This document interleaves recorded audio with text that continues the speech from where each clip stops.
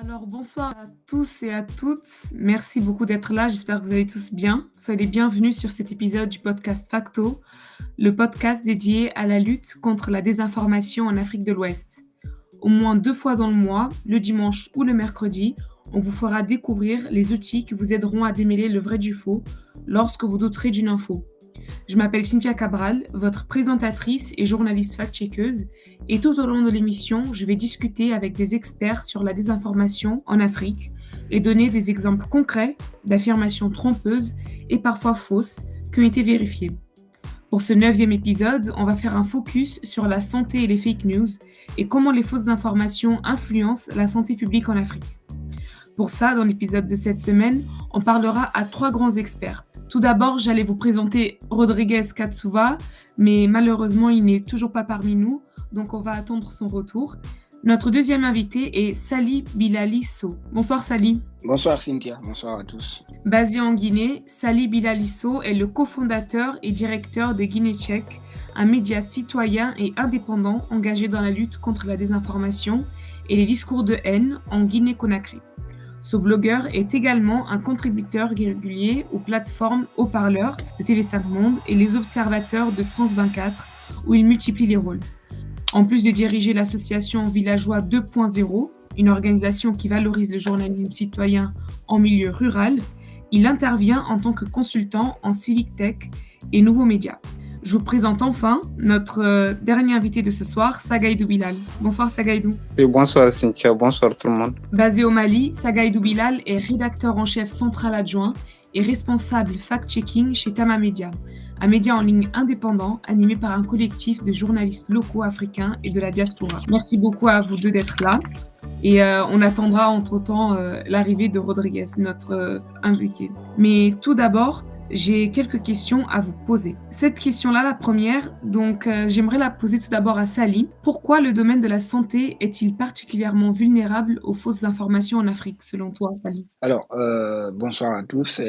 Merci Cynthia et à Tama Media pour l'invitation. Je dirais tout simplement parce que le secteur d'abord de la santé est un secteur vital pour toute nation. Avec la pauvreté sur le continent et dans de nombreux pays, nous essayons, nous, en tant que citoyens, le plus souvent nous sommes à la recherche, en fait, de raccourcis pour nos soins sanitaires. Donc, c'est là où, à mon avis et d'après mes constats, que les agents de la désinformation interviennent pour nous proposer des remèdes, quitte à nous ôter la vie, en fait. Donc, j'estime que c'est du fait que, d'abord, il y a la pauvreté, on a parfois des systèmes de santé défaillants et les gens n'ont pas donc les moyens appropriés pour pouvoir faire soigner. Et là, quand on nous propose une solution, entre guillemets, un remède, on s'est dit, ça coûte moins cher que d'aller dans un hôpital ou dans une clinique alors que nous n'avons pas les moyens. Donc, on essaye d'exploiter notre pauvreté pour nous proposer des soins, quitte à nous coûter la vie, en fait. Ça, c'est une réalité, en fait. Justement, c'est parce qu'il y a une faille quelque part que les populations cherchent d'autres alternatives. Parce que s'il n'y avait pas de faille, justement, les personnes ne chercheraient pas d'autres solutions. Et selon toi, Sagaïdou, est-ce que tu aurais un exemple de fake news en matière de santé au Mali? Effectivement, il y a eu beaucoup de cas ici au Mali, notamment pendant la période de Covid-19, sur laquelle j'ai particulièrement beaucoup travaillé. Il y a eu, bon, ça c'était pas au Mali seulement, mais si je me réfère aux vérifications que j'ai faites, il y a par exemple une déclaration qui a été attribuée au directeur de l'OMS. Selon cette déclaration, c'est comme si on lui a fait dire que c'est lui qui a fait introduire la COVID-19 en Afrique avec la complicité des puissances étrangères. Et que suite à cela, il demande pardon aux peuples africains. Cette déclaration on ne connaît pas d'où c'est parti, parce que ça l'a pour dire, ça a tourné pas qu'au Mali, pratiquement à beaucoup d'endroits, surtout sur les réseaux sociaux. Mais dans la vérification, qu'est-ce qui s'est avéré? D'abord, quand moi, à l'époque, j'avais tenté de vérifier ça, dans les archives, vous allez partir, par exemple, sur le site de l'OMS, il y a il y a une page qui est dédiée aux archives de toutes les déclarations du responsable principal, le premier responsable. Donc le directeur de l'OMS. Parmi toutes ces déclarations, cette déclaration n'existe pas.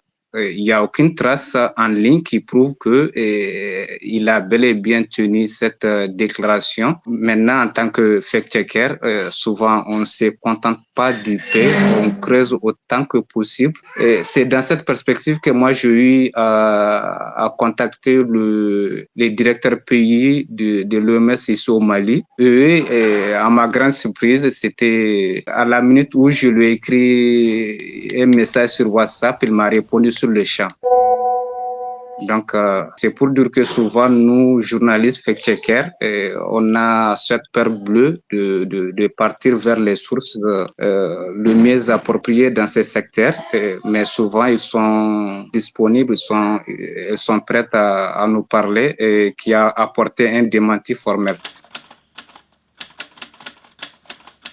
Pourquoi cet exemple? Parce que imagine le premier responsable d'une telle organisation mondiale sur la santé qui dit ça. Nos parents, par exemple, qui sont loin de la capitale, par exemple, s'ils apprennent ça, et qu'est-ce qu'ils vont penser? Ça serait une défiance vis-à-vis de tout ce qu'on va leur proposer comme remède en termes de vaccins, de traitements formels. Donc, il y a eu beaucoup de cas, surtout pendant la COVID-19. Et au-delà de la COVID-19, il y a d'autres maladies qui sont concernées.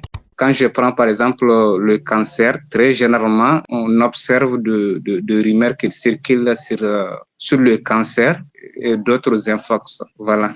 Merci Sagaïdou. De ton côté, Sally, vu que tu es basée en Guinée, est-ce que tu aurais un exemple très marquant de fake news en matière de santé? Évidemment, je me rappelle en 2020, justement lors de la pandémie de Covid-19, nous avions traité une infox où on disait entre guillemets que les hôpitaux, notamment l'hôpital national d'Onka, percevaient en fait de l'argent sur le nombre de morts en quelque sorte.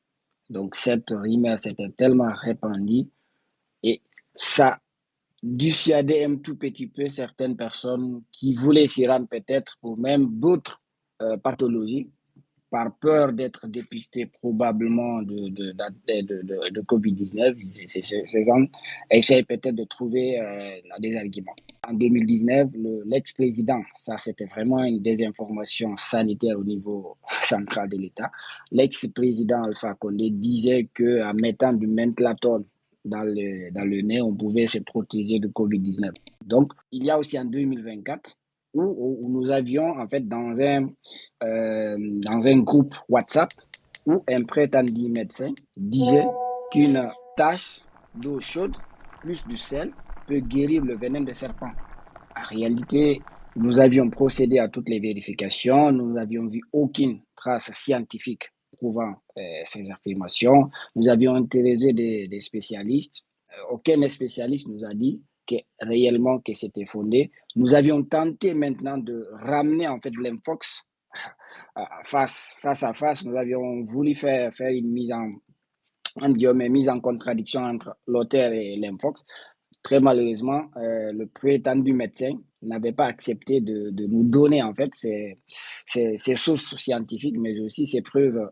En quelque sorte, il y a à chaque épidémie ou pas, la désinformation sur le secteur de la santé, à mon avis, il monte à tout moment crescendo parce que, comme j'ai expliqué en amont, souvent ça cible des citoyens qui n'ont pas de moyens. Imaginez quelqu'un qui vous dit qu'une tache d'eau chaude plus du sel peut guérir le venin des serpents et que la personne oublie d'aller, c'est-à-dire hésite même d'aller à l'hôpital et essaie d'utiliser ce remède. C'est un problème. Et donc, en dernière position, il y a aussi avec l'Mpox, où récemment, certaines rumeurs ont estimé que le nouveau virus était une nouvelle chose fabriquée dans un laboratoire dans un pays occidental. Donc, à chaque fois qu'il y a une épidémie, qu'il y a une pandémie, où il y a une maladie, où véritablement les gens sont à la recherche de remèdes, les gens essayent de glisser en fait des éléments de désinformation dans l'optique soit d'obtenir des clics ou d'extorquer de l'argent à des citoyens. Donc, très malheureusement, ce sont là des faits qui sont là et qui continuent encore à exister. Justement, vous parlez des stockages d'argent et tout, mais justement, comment est-ce que ces fausses informations influencent le comportement des gens envers les traitements médicaux? Donc, vous avez donné plusieurs exemples de traitements qui sont des alternatives aux vaccins et aux médicaments. Est-ce que tu pourrais nous donner des exemples de comportements de ces personnes-là qui ne croient pas à ces médecins, enfin, à ces médicaments ou à ces vaccins-là? Qu'est-ce qu'ils choisissent comme alternative parfois? Là, il y a en fait une ligne médiane en quelque sorte. Quand je reprends l'exemple de la vidéo qu'on avait retrouvée dans un groupe WhatsApp où le prétendu médecin disait qu'une tache d'eau chaude plus du sel peut guérir le venin de serpent, c'était accompagné par son numéro WhatsApp. Donc, la personne qui voulait l'appeler peut l'appeler et pour pouvoir discuter. Et il ne fait pas ça cadeau. Et donc, c'est forcément moyennant quelque chose. Et donc, si vous discutez avec certaines personnes, vous comprenez par là, ce n'est pas parce que les gens ont une défiance vis-à-vis des médecins. C'est parce que tout simplement, certes, nous ne sommes pas dans des pays capitalistes, entre guillemets, on est dans des pays libéraux, mais l'accès aux soins de santé, l'accès n'est pas garanti à tout le monde. Et plus vous vous éloignez des grandes villes, plus vous voyez là une situation difficile. Et donc, c'est ce qui fait que je ne dis pas en fait que les tradipraticiens qui existent sur le continent, c'est vraiment pas, c'est mauvais, pas du tout.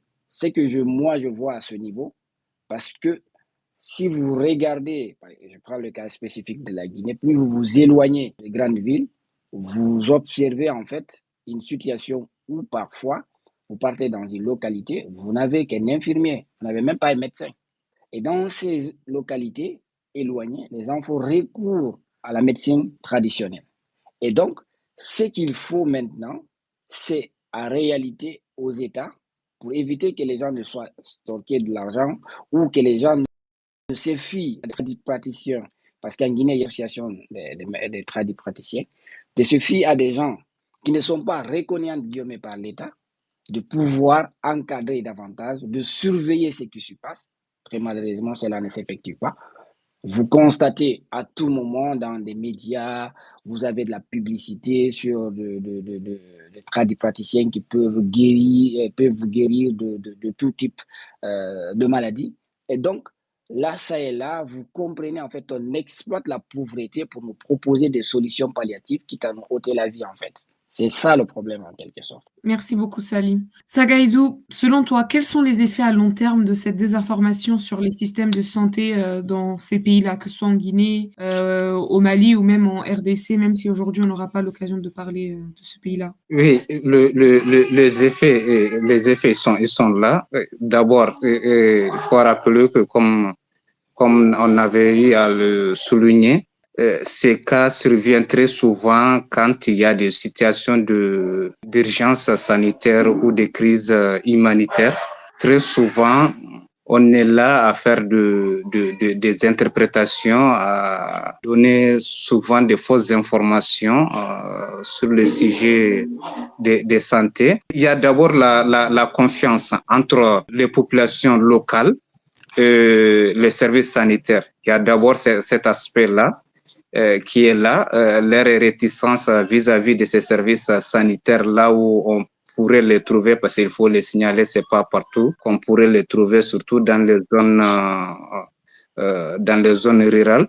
Là, ça serait encore beaucoup plus difficile. Il y a cet aspect. L'autre aspect, c'est que ça pourrait avoir également des impacts sur les politiques sanitaires au niveau même de nos États. Par exemple, très souvent, je sais pas, si je prends par exemple le cas du Mali, on a eu à constater, même si on était enfant, auparavant, quand on faisait des campagnes de vaccination, les gens sont très réticents et souvent, leur justification, c'était quoi? C'est que les vaccins, c'est quelque chose de blanc. Donc, ça rend stérile.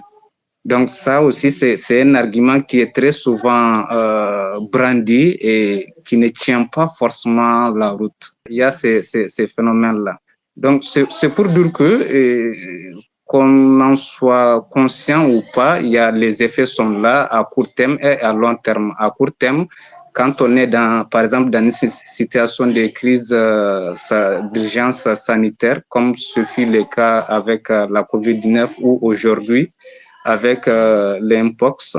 Donc, ça pourrait toujours poser des problèmes, quoi. Les effets sont assez nombreux et variés, mais je voudrais surtout souligner ces deux aspects, l'aspect politique sanitaire au niveau de nos États et l'aspect relation de nos populations vis-à-vis des services sanitaires. Merci beaucoup, Sagaïdou. C'est vrai qu'il y a beaucoup d'impact, donc s'il faudrait même les lister dans ce podcast, voilà, ce sera assez compliqué parce qu'on n'avait pas assez de temps. Mais merci beaucoup d'avoir souligné ces deux aspects-là. Sally, pour toi, quel rôle les réseaux sociaux et les croyances traditionnelles jouent-ils dans la propagation des fausses informations sur la santé? Disons, je pense qu'aujourd'hui, Internet, de façon générale, constitue le prolongement de nos activités sur le terrain. Internet amplifie nos actions sur le terrain, amplifie les discours que les gens tiennent dans des bars cafés, que des gens tiennent dans des mosquées, dans des paroisses, dans des églises, tout ce qui s'ensuit. Je me rappelle encore cette histoire du massacre de Womé lors de Ebola en Guinée. Sûrement, vous en avez entendu parler.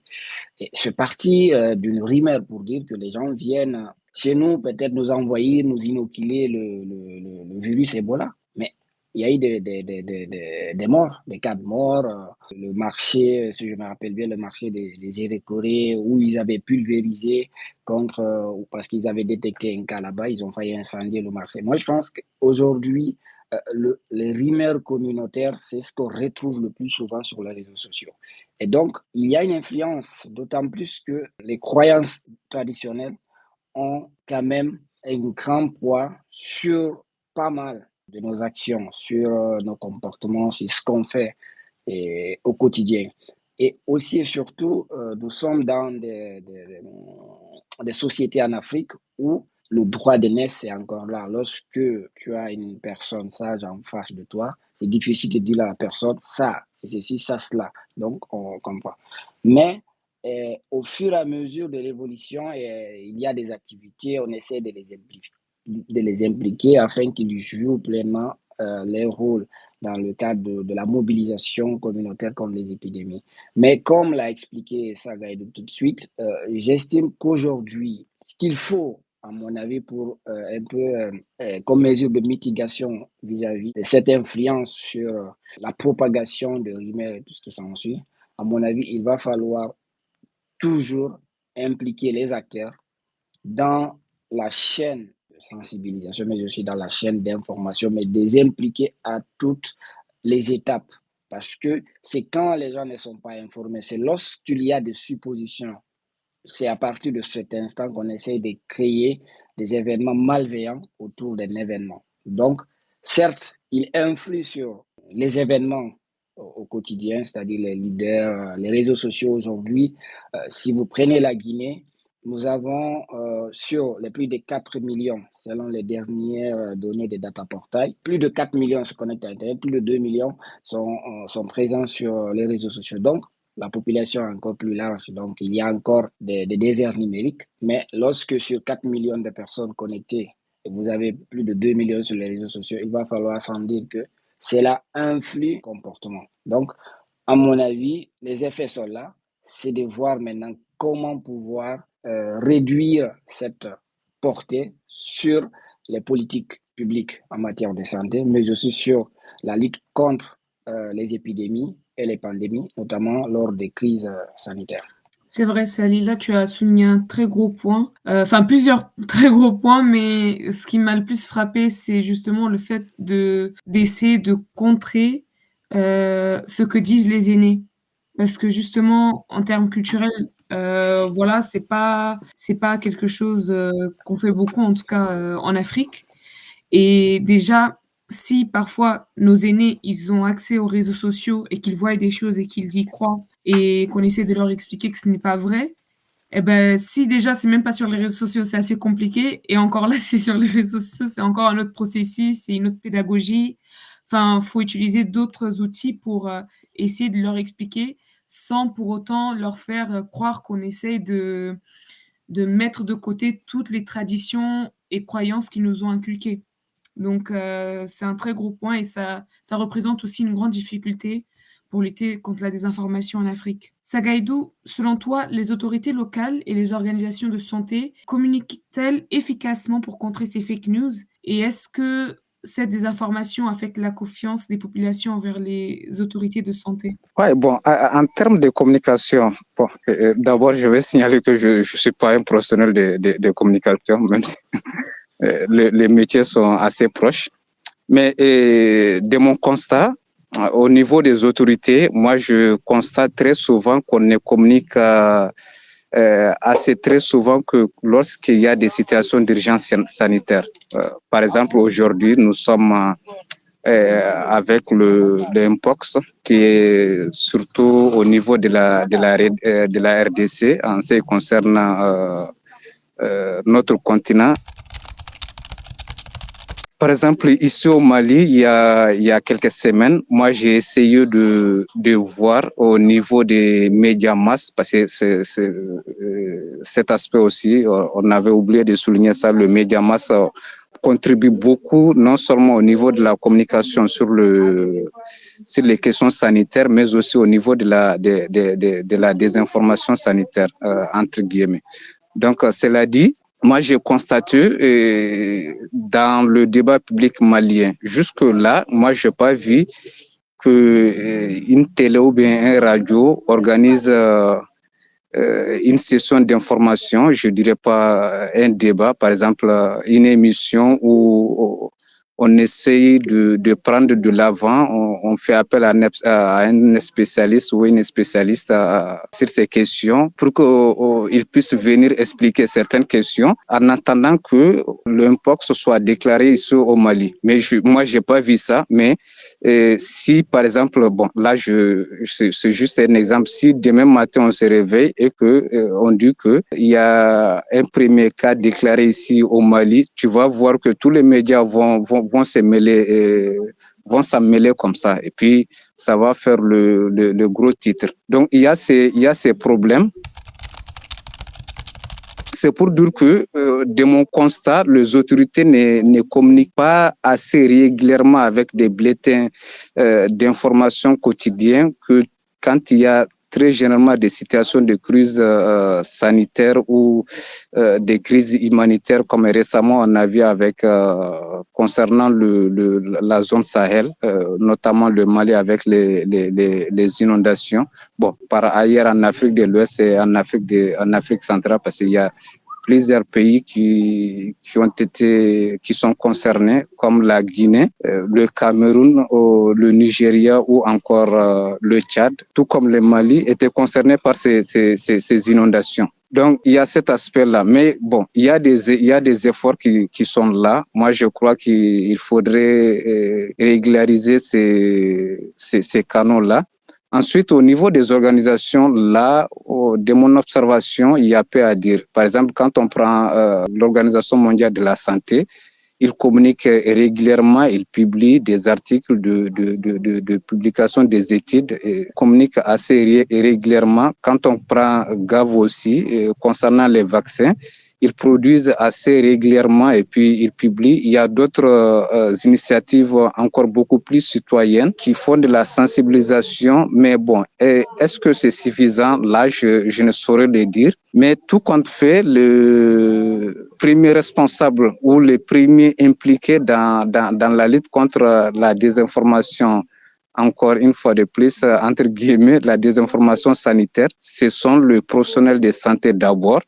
Les autorités sanitaires, ils sont le premier parce que ce sont eux les spécialistes, ce sont eux leur domaine de prédilection, ce sont eux qui sont en mesure de nous parler de la littératie sanitaire, de nous parler de ces questions assez complexes quelqu'un qui n'est pas dans ce domaine, qui se hasarde comme ça à se prononcer sur certaines questions, souvent à vouloir de bien faire, il pourrait tomber dans l'interprétation et puis donner des informations biaisées sans se rendre compte. Et Dieu seul les conséquences que ça va générer. C'est vrai qu'il est important pour ces organisations-là de communiquer régulièrement et pas seulement en cas d'urgence, parce qu'il ne faudrait pas juste attendre l'urgence ou les pires situations pour pouvoir communiquer, mais communiquer régulièrement et conseiller la population sur ce qu'elle devrait faire, ou autre pour éviter la propagation d'une maladie ou autre. Et encore, il y a la question linguistique aussi, parce que l'information, elle est peut-être partagée en anglais, en français, bon, dans notre cas en français, mais est-ce qu'elle est partagée par l'OMS ou par d'autres organisations internationales dans d'autres langues locales? Donc ça aussi, c'est une autre question. Selon toi, Sally, quelles actions pourraient être mises en place pour lutter contre la désinformation en santé dans ces pays-là, en Afrique francophone surtout? Et est-ce que tu aurais une astuce rapide mais efficace pour ceux qui ont des téléphones, voilà, comme toi et moi, et qui se posent une question sur une information qui concerne la santé publique et qui aimeraient la checker? Par rapport aux solutions, je dirais que ce qu'il faut améliorer, c'est la réactivité des unités de gestion ou de chargés de communication du ministère.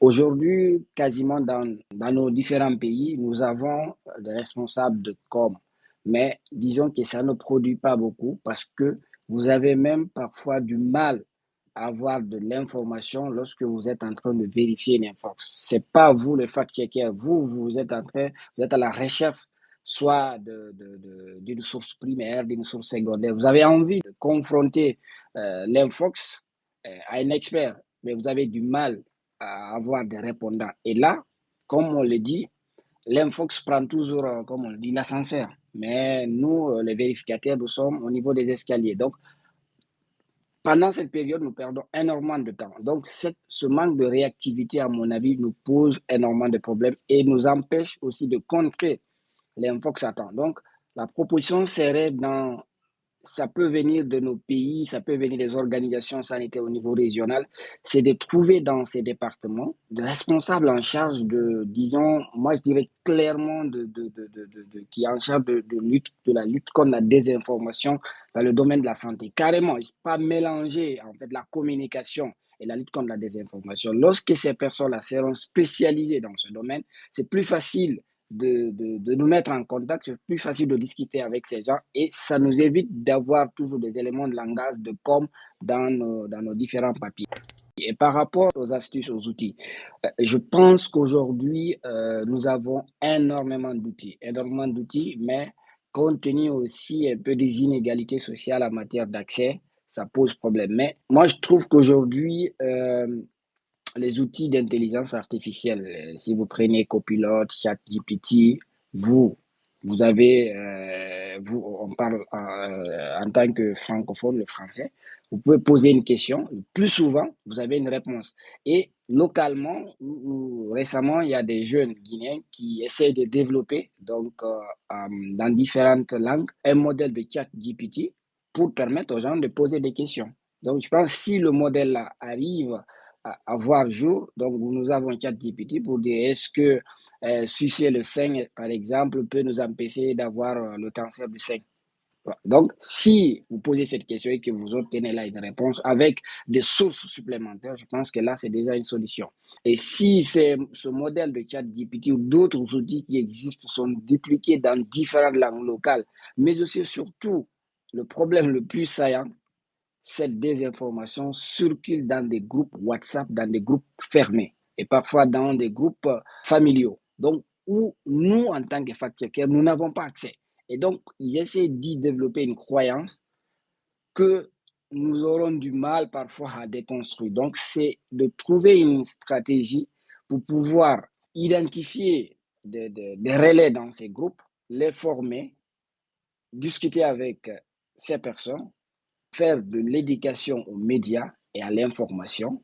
Et donc, ces gens-là pourront être des relais dans ces groupes WhatsApp. Donc, il faut avoir une solution à 3 niveaux. solutions technologiques, solutions de proximité, mais aussi solutions de terrain. Donc, si on arrive à développer une telle stratégie, au-delà des outils que nous utilisons, et nous humanisons entre guillemets ce que nous faisons, en étant en contact étroit avec les gens, je pense que on peut venir un jour au bout. Mais tant que c'est uniquement les outils technologiques que nous mettons en avant, parce que souvent, on lit, nous voyons toujours nos papiers, nous avons des longs papiers, parfois les gens ont du mal. Comment réajuster ces papiers pour que ces papiers soient comestibles pour quelqu'un qui est dans un groupe WhatsApp, qui est sur TikTok, sur Instagram, les adapter. Bref, il y a aussi ce défi à ce niveau. Et parfois par manque de moyens ou par manque de ressources humaines, nous, on n'arrive pas. Très, alhamdoulilah, disons comme on le dit, il y a des initiatives comme le projet de jumelage de l'OIF qui est là, qui appuie quand même plus ou moins des initiatives de lutte contre la désinformation. Donc, je pense que ça, c'est un projet. Enfin, je pense aussi ce qu'il faut en termes de solutions, il faut vraiment renforcer nos collaborations transnationales. Si on renforce nos collaborations transnationales, moi, si j'ai un problème à obtenir un expert en Guinée et qu'au Mali, je peux contacter mon homologue, mon confrère, c'est facile. Donc, si la vice-versa, donc je pense que si on est bloqué dans un pays et qu'on peut se débloquer dans un autre pays, ça aussi, à mon avis, c'est à explorer. Merci beaucoup, Salih. Tu as souligné de très, très bons points et c'est sûr que la collaboration, c'est très important. Et comme tu l'as si bien dit tout à l'heure, tout ce qui se retrouve sur Internet n'est qu'une conséquence de ce qui se passe en réalité. Donc, c'est bien d'avoir ces solutions de proximité, de terrain pour savoir ce qui se passe, comment arrêter déjà ces désinformations sur le terrain en vrai pour ensuite pouvoir apporter une solution technologique. Justement par rapport à ça, parce que là, tu nous parlais des solutions en quelque sorte, en nous parlant de l'exemple des deux jeunes Guinéens qui veulent créer un modèle de chat GPT, donc d'intelligence artificielle, où des personnes pourront poser des questions directement. Ça aussi, c'est un grand point, donc la représentativité dans les outils technologiques, parce que si ces deux jeunes Guinéens, ils viendront avec leurs connaissances, avec leur culture, et ça aussi, ça pourra apporter une richesse plus grande à l'intelligence artificielle. Sagaïdou, est-ce que tu aurais un exemple de succès en matière de sensibilisation aux fausses informations sur la santé en Afrique, qui pourrait inspirer d'autres pays africains? Bon, je crois que Salih a été assez complet là-dessus. Et non, pas particulièrement. C'est seulement le point que je voudrais rajouter, c'est que je regrette d'ailleurs, c'est surtout le fait de n'avoir pas, bon, pas à ma connaissance, des études sur la question de la désinformation sanitaire. À ce niveau, moi, je vois rarement des études scientifiques locales pour d'abord faire des études systématiques sur ces phénomènes et avoir le défi et les opportunités auxquelles les secteurs, la question, on est confronté avec cette question. Moi, je j'ai pas constaté ça. Alors que pour moi, c'est quand même important. C'est déjà un premier atout, un premier élément qui permet de voir comment on pourrait ensemble apporter une réponse assez appropriée. Au-delà de ça, juste pour ouvrir une parenthèse, par exemple, dans notre projet de jumelage, comme Sally vient de le souligner, au niveau de l'OIF, nous sommes partis en jumelage avec la voix de Mopti et Setanal Media au Sénégal et au Mali. On est en train de développer une application dénommée Hackly, qui, on l'espère, qui va aussi aider à lutter contre les fake news. Bon, ça serait comme un chatbot. Le jour venu, on aura l'occasion de le présenter. C'est juste dans ces cadres-là que je voudrais rappeler ça. Sinon, bon, je suis tout à fait d'accord avec Salih pour ce qu'il vient de souligner. Mais ça, c'est déjà un très bel exemple de succès, quoi, parce que bon, vous êtes encore en train de le faire, mais le fait de collaborer, de déjà le créer et tout, c'est déjà énorme. Et ça prend beaucoup de temps, mais on espère que on pourra avoir ça sous nos yeux dans quelques temps. Oui, oui. Et juste, il y a un point que Salih avait souligné, juste un exemple qui nous est arrivé, nous, au niveau des Tama Média. Par exemple, au mois d'octobre, c'était le mois Octobre rose dédié à la lutte contre le cancer du sein. Nous, par exemple, il y a un de nos collaborateurs qui a travaillé sur un sujet de vérification. Et c'était quoi? C'était que il y a un monsieur qui avait proposé comme quoi la peau de la mangue guérit le cancer du sein. Et nous, on a vérifié, c'est quelque chose qui nous a pris énormément de temps. Et il n'existe pas des études scientifiques proprement dites qui confirment ça. Donc, à ce niveau, il existe des études précliniques qui confirme que la peau de la mangue contient des éléments anticancéreux. Mais le problème qui s'est avéré après nous, presque le papier était prêt pour publication. On avait exploité la littérature scientifique sur l'existence sur la question. Ensuite, on avait parlé avec des spécialistes sénégalais. Mais après, moi, à mon niveau, après avoir discuté avec les collègues de la rédaction, on avait fait recours à une dame, une professeure d'université agrégée CAMES sur ces questions. Nous, on avait discuté avec la dame. Mais la dame, elle nous a expliqué que, bon, nous, on a fait notre travail de journaliste, donc qu'elle n'a rien à dire.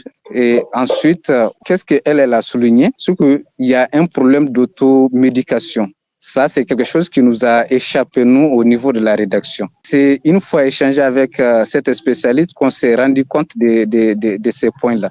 Maintenant, qu'est-ce que les débats qui s'est posé? Est-ce qu'on va juste consacrer un paragraphe pour expliquer que l'automédication est déconseillée par le médecin et puis publier le texte? On s'est dit finalement non, il serait mieux de laisser tomber le papier. C'est quoi? Les gens n'ont pas la même capacité de lire et comprendre. Quand on va dire que ouais, globalement, cette déclaration est correcte, les gens vont penser que directement la peau de la mangue consiste à guérir ces maladies-là. Donc, nous, on a laissé tomber directement le papier parce qu'il y a une question qu'on très souvent, on en parle peu. C'est l'automédication. Et là, ça pose, c'est un phénomène vraiment dangereux qui pose des questions vraiment cruciales. Donc, c'est pour dire que souvent, nous, à notre niveau, il arrive qu'on vérifie quelque chose, mais peut-être au niveau de l'impact,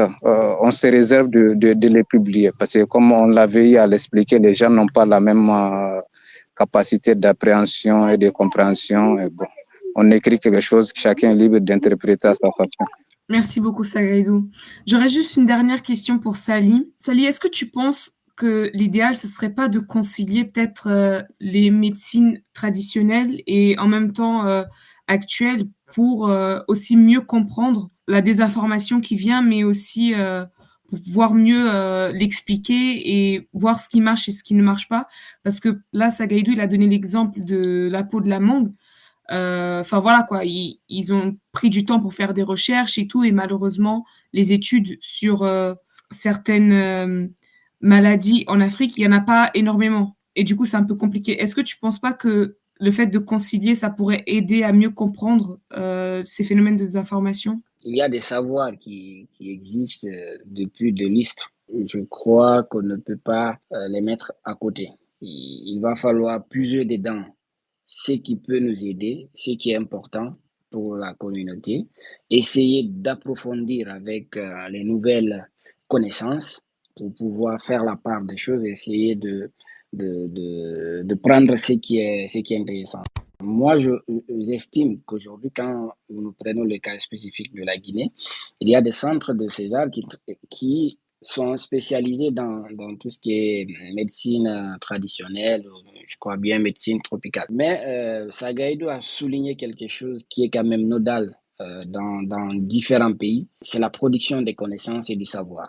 Et nous documentons peu ce que nous faisons et nous produisons peu de connaissances que nous faisons. Donc, ce qui fait que parfois, il y a un énorme tâtonnement sur ce que nous faisons. Et Parfois, on a du mal même à expliquer lorsque nous parvenons à atteindre des résultats, le process, parce qu'il n'y a pas une documentation en amont pour expliquer ce process. Donc, c'est important, comme tu l'as dit, de se rapprocher de ces gens, de discuter avec eux, de voir comment est-ce qu'ils font, parce que tout ce qu'ils font, c'est pas mauvais.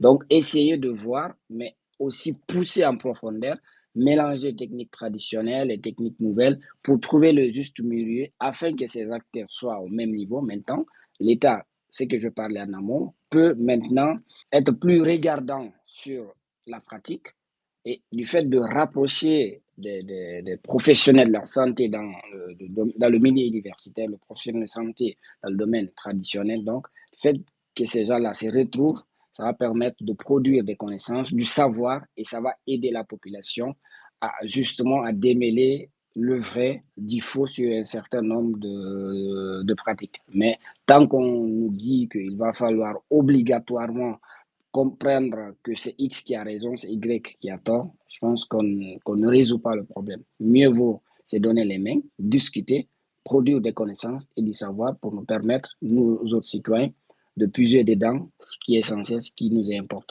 Merci beaucoup, Sally. Encore merci à vous deux, nos journalistes fact-checkers, Sally Bilalisso et Sagaïdou Bilal. Rodriguez Katsouva n'a pas pu être parmi nous ce soir pour des raisons personnelles, mais ne vous inquiétez pas, vous pouvez suivre Sally et Sagaïdou sur leurs réseaux sociaux pour être au courant de leur travail en tant que fact-checkers dans leurs médias respectifs. C'est la fin de cet épisode. Merci à vous, chers auditeurs, d'avoir écouté ce numéro de Facto. Vous pourrez retrouver individuellement chaque épisode sur Spotify, YouTube et bien sûr, vous pourrez réécouter cet épisode sur X. On vous encourage à nous suivre sur nos réseaux sociaux et surtout, n'hésitez pas à partager, à commenter et à liker afin de lutter contre les fake news. On se retrouve dans 3 jours, le mercredi 13 novembre à la même heure, pour parler des discours de haine en ligne quand la désinformation alimente la violence. À la semaine prochaine. Merci beaucoup, Sally. Au revoir. Merci, Sally. Merci, Cynthia. Merci à tout le monde et au revoir. Merci beaucoup, Sagaïdou. Au revoir, tout le monde. Facto, c'est une série d'entretiens avec celles et ceux qui luttent contre la désinformation en Afrique de l'Ouest.